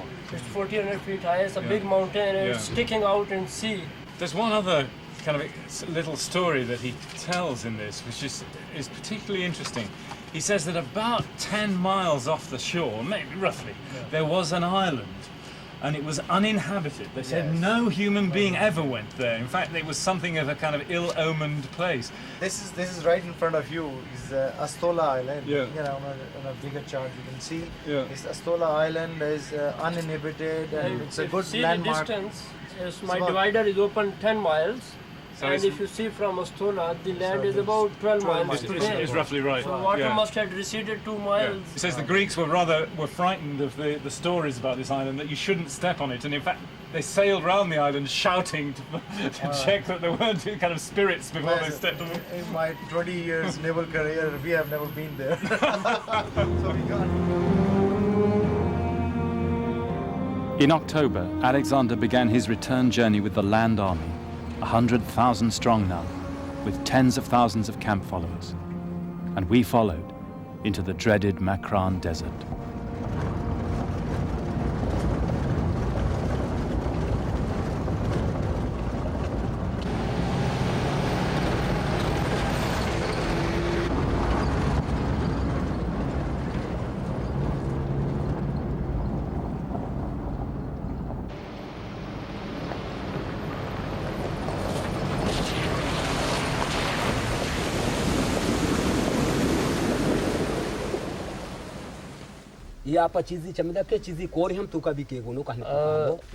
This part of the Makran is known for great flash floods in the autumn, the time Alexander came through. The local Baluchis told us whole villages can be swept away. And this is what happened to Alexander. One night the army camped in a stream bed and a flash flood killed many people. Worse was to follow.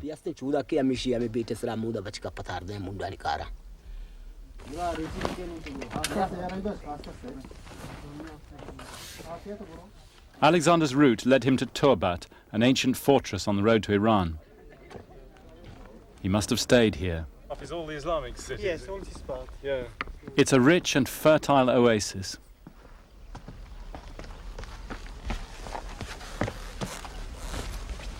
Wow, what a view! Yes, you can see the Zikri wall there. From Turbat, the main route to Iran goes straight as a die westwards up the Ketch Valley. But Alexander didn't take it.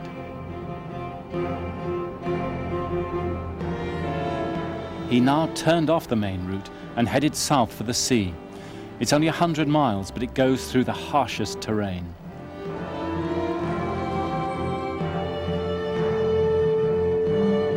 The Greeks found impoverished settlements of Aboriginal people they called the fish eaters, too poor to give them supplies.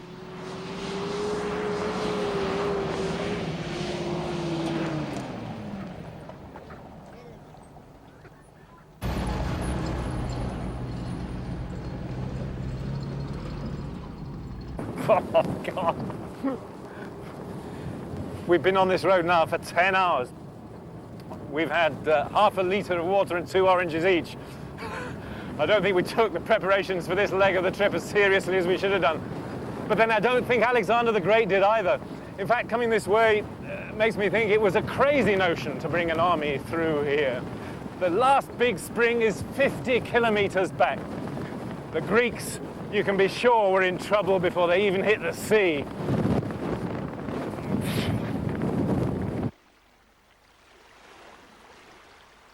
At the sea, there was no sign of the fleet, only the boats of the fish eaters. Alexander should have gone back now the way he'd come. But that wasn't his way. He decided to push on, sticking to the coast. Perhaps he was hoping to establish ports to link his empire. Perhaps he still hoped to meet the fleet. We don't know.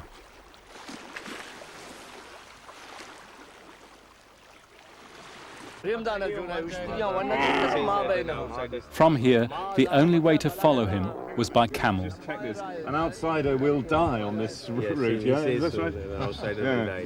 You won't be able to find anyone. Oh, great. That's extremely comforting to know. Is there water on the route? Are there actually spring water holes along the route, or do we have to carry the water?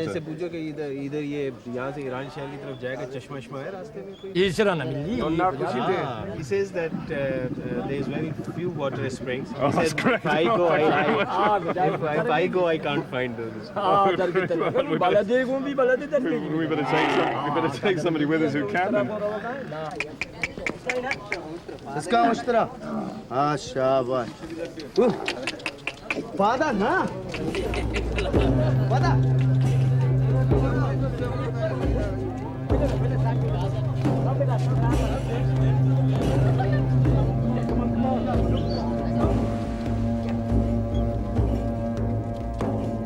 And so we left the burning shore by the great rock of Pasni, in the footsteps of Alexander's last epic march.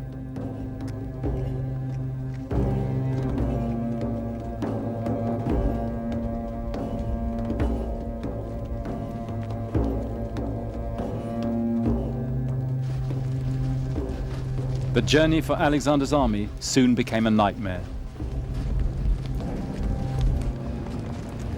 Greeks came into an area of great hills of sand, and then Arrian says their feet sank in like treading into untrodden snow, and the horses and the mules just couldn't cope with that at all because they didn't have camels as we do.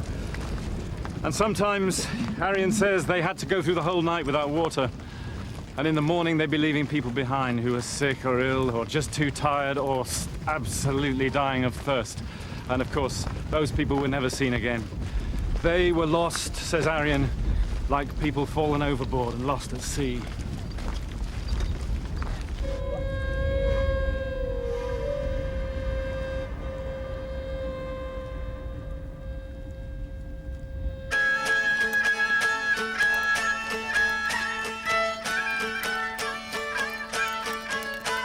Now, for the first time in his life, he was staring at defeat.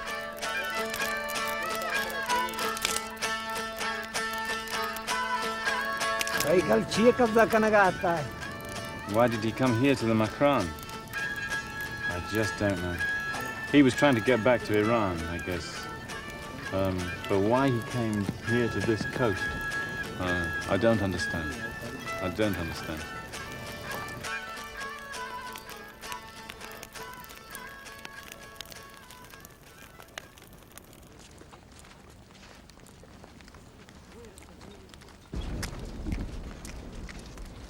Alexander became greatly distressed because they were traveling through such awful terrain, says the geographer Strabo.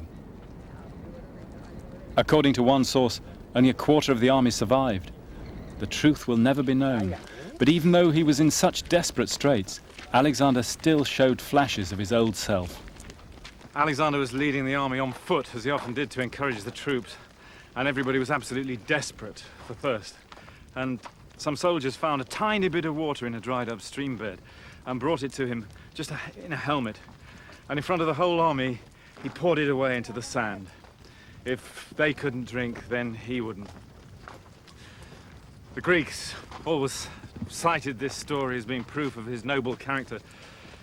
Personally, I find it a little frightening that after all that he'd put them through, they could still be won over by his tricks.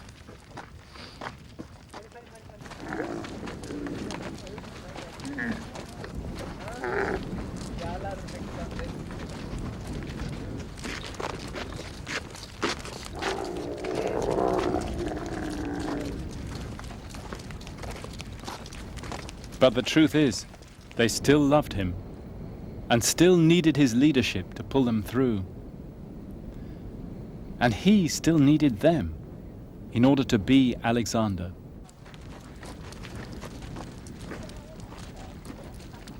Out here you really do wonder why on earth he brought his army through this appalling wilderness. Almost makes you wonder whether he wanted to punish them for what happened to the Bias River, for not following him to the ends of the earth. But among the Greeks, the most popular explanation was this: simply that it was there. He'd been told the journey was impossible for an army, and because of his inner demon, he just had to do it. He had to excel everybody. He had to do what nobody else had done. And of course, in the past, his gambles had always paid off. It took him 60 days to get through the Makran. In the spring, he arrived back in Persepolis, from where he'd set off east 7 years before.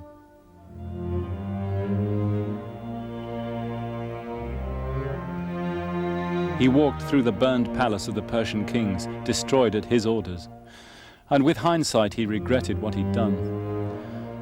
After all, he was the king now. He was now wearing the robes and tiara of the Persian Shah. He could no longer be a mere conqueror, a seeker after glory. Now he had to rule the biggest empire the world had ever seen.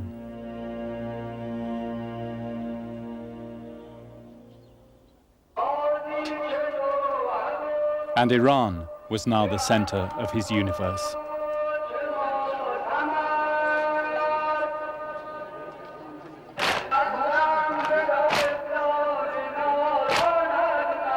He still had great plans, among them to conquer the West. But fate, or the will of the gods, was closing in.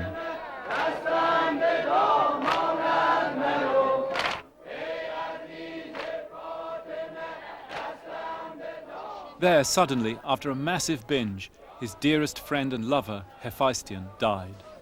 Alexander was almost suicidal in his grief.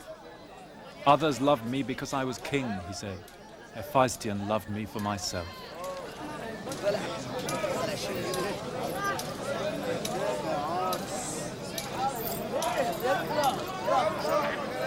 The bazaars were rife with rumor. Some spoke of poison, that the king too did not have long to live, that the omens were against him, that he'd lost his sense of purpose. The legend is still told by the traditional tale-tellers in Iran.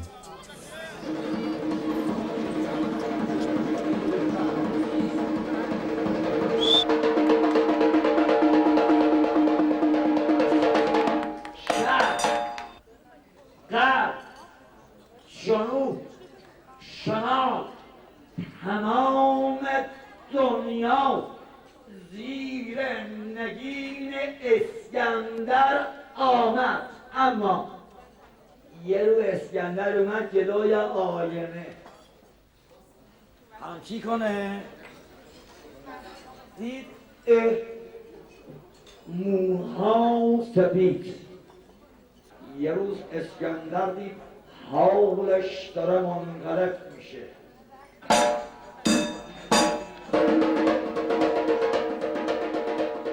That last spring, he moved back into Iraq.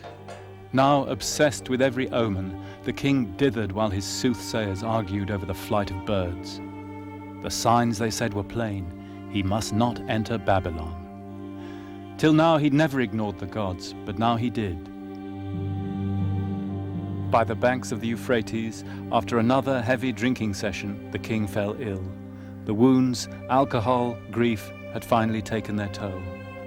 Imagine the claustrophobia of the palace, the hanging gardens with their forest of palms, the somnolent heat of the river. There's a diary of those last days. It's one of the most dramatic records in history. This is the account of the king's last days. It comes almost word for word from the royal diaries. On the 29th of May, he slept in the bathroom because he was feverish. He spent the next day playing dice. 31st, he bathed and lay down in the bathroom, listening to Nearchus tell the story of the return of the fleet from India. On the 1st of June, the fever grew more intense. He had a bad night, and all through the next day, his fever was very high. 5th of June, they moved him to the other side of the river. There he slept a little, but the fever did not abate. The Macedonian veterans now believed he was dead and pushed their way into the palace to see him a last time. The motive in almost every heart was grief and a sort of helpless bewilderment at the thought of losing him. Lying speechless as the men filed by, he still struggled to raise his head, and with his eyes gave a look of recognition to each individual as he went past. On the 10th of June, towards evening, he died. O Vasileis Alexandros,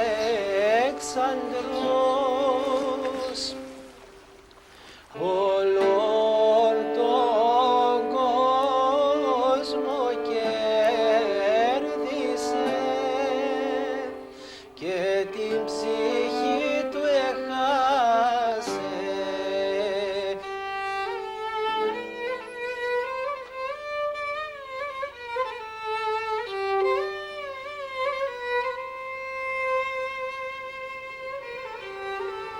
After 20,000 miles, our journey was over. It ended where it began, in the shadow of Mount Olympus, the home of the gods. Alexander's search for eternal glory was cut short, and ever since he's carried the weight of an unfulfilled destiny, the hero who flew too close to the sun and whose wings were burned. But today the verdict of history is harsher. A man broken in the end by the loneliness and insanity of absolute power. Is that how we should see Alexander's career now? As a self-destructive madness rather than everlasting glory? I'll tell you what I think, for what it's worth, having followed in his footsteps for this far.